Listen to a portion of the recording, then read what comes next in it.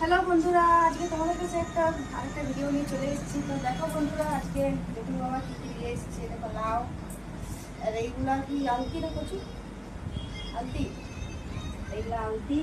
আর দেখো ভেন্ডি নিয়ে এসছে, ভেন্ডি, আলু। কি সবজি খাবে আসলে একই রকম প্রতিদিন। কাল্লা কাল্লা এনেছে। আজকে বৃহস্পতিবার, আজকে তো বলে তিতা খেতে নেই। কাল্লা রাখা আছে, মানে প্রতিদিন এই বুধবার বৃহস্পতিবার প্রতিদিন পড়ে যায়, মানে কাল্লা খাওয়া হয়নি। আরও আমার মা বলে যে বুধবারে তিতা খাস না, বেটুর জন্মদিন, বেটুর জন্ম বারের দিনে তিতা তাই মানে তিতা খাই না। তো এখনো কাল্লা রাখা আছে, আরও কাল্লা নিয়ে এসছে। কালকে সব কাল্লা নিয়ে এসছে।